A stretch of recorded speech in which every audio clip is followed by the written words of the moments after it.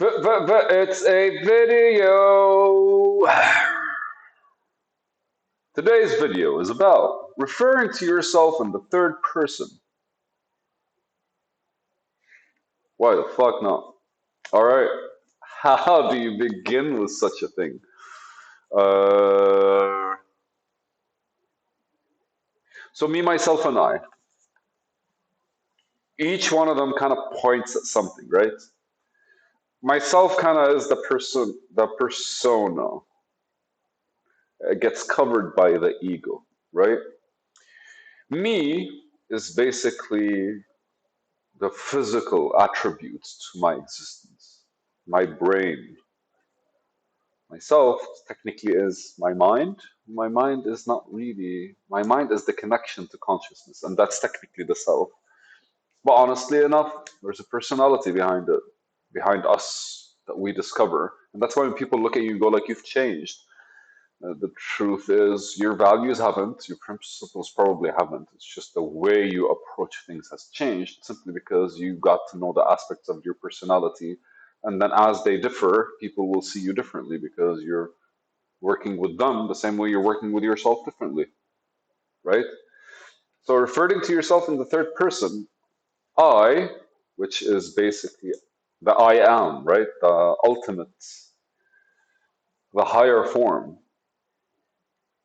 So I is consciousness, and the mind is my interpretation of it. Then my body is basically my body is basically the person, the physical like translation.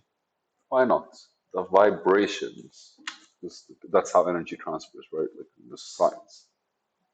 The science. Your cells vibrate, everything fucking vibrates. Science. Anyways, so but referring to yourself at the third and the third person, I think effectively there's Tari and Tariq's existence or Tariq's body. I am Tariq. No, Tariq is me. I am a lot of things. And Tariq is a part of me. So when when you're kind of like debating something, who are you debating it with? There's something, there's someone giving you basically the shit is small, the being the devil's advocate, right? So you're kind of debating with yourself something, thinking about something, which means you're throwing in different options and kind of testing it out from different sides. Again, there's one side and there's another side. There's you and the voice in your head. There's the intention and then the response. All right, now they're harmonious. There's the intention and then there's the response. So there's you and how you kind of like normally deal with things. And that response is your evolution. So when you're referring to yourself in the third person, what you're doing is you're kind of objectifying that voice, that existence, that response. What you're doing is you're translating its presence into some form of character. And hear me out, that is how people see you. Because the way you interact and the transformation of that character is literally, it can't be anything but how you present yourself to the outside world. So that's the how people see you, and you effectively would be negotiating with your ego. You would be negotiating every single thing that you see fit to negotiate, and that you don't impulsively say yes to or say no to stubbornly, right? Because we all have those kind of like moments where we just there are some decisions that are much easier for us. Some decisions that are like a bit, I don't know. There are some things that we say no to for no fucking reason. Some things we say yes to for no fucking reason. And we never actually like it requires something to happen for us to consider them differently, right? Like my call for adventure was always a yes until I found myself with like not the best of crowds. It was like adventure, what the fuck not? What's the worst that could happen? Oh shit, people are malicious. I'm not gonna do this anymore, right? So like there are a lot of things that we do very easily. So that I think kind of like we don't get to decide or discuss things with ourselves because the decision has been firmly implanted in us. And something has to happen for us to kind of like open the case for it. 'Cause then if we're debating, then I'm assuming that one side is like, but this is what I want. And the other side's like, no, no, what the fuck are you talking about? This doesn't do anyone any good or whatever, right? There are always these decisions that kind of like undermine your overall vision, overall goal. And for some reason, they're easier because you're conditioned to it. I don't know, my previous video.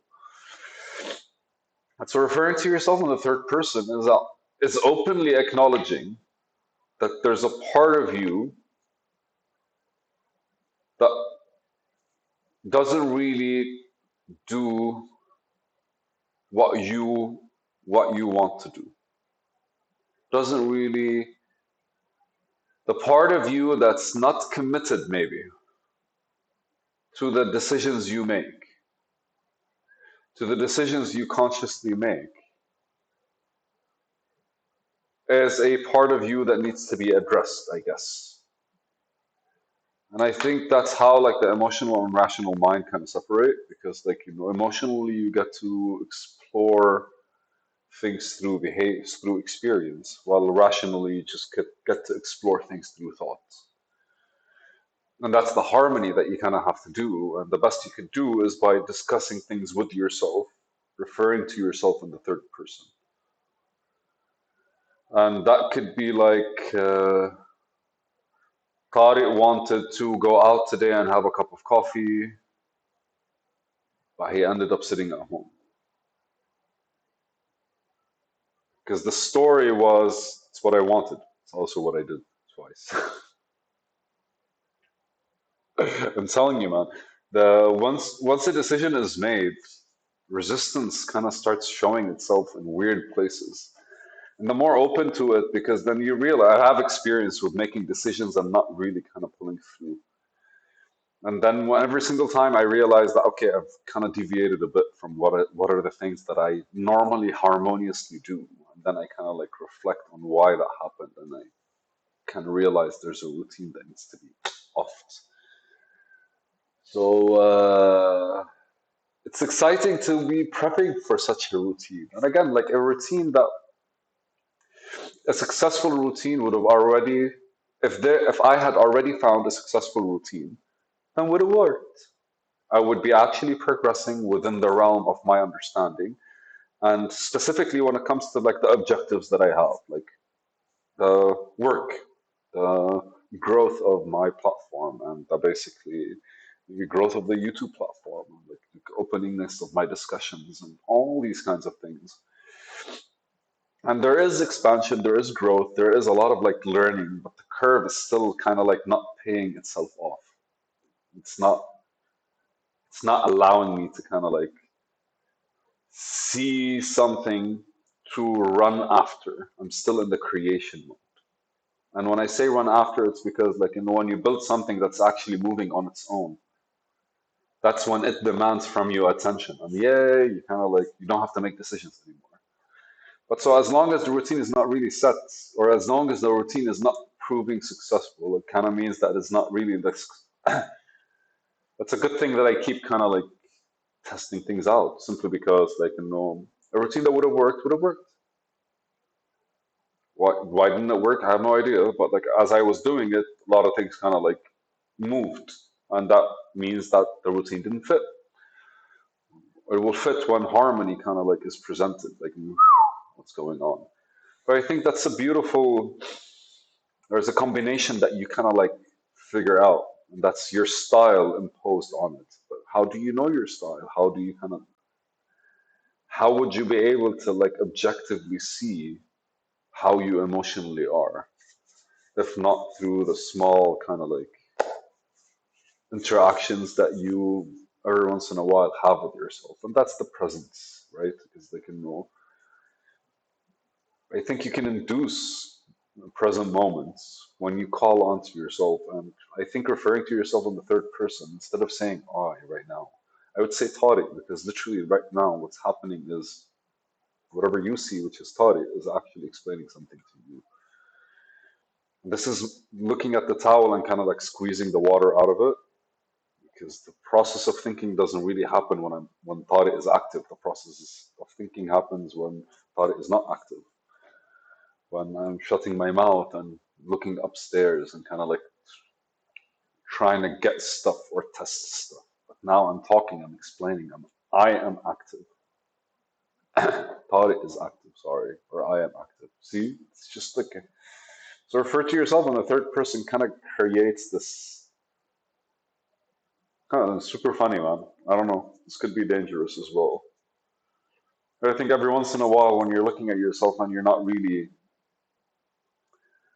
uh, coming with the results, I think if you refer to yourself as a third person, it allows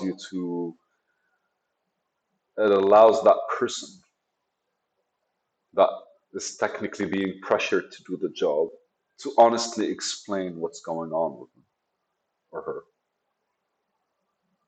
And I think that's basically us humbling ourselves, or at the very least, us completely acknowledging that we could go overboard, or at the very least, we're not at a stage where such success is expected should be expected from us, and that gets us closer together to the reality that we're trying to create. It's a fun way to end this. It's a video.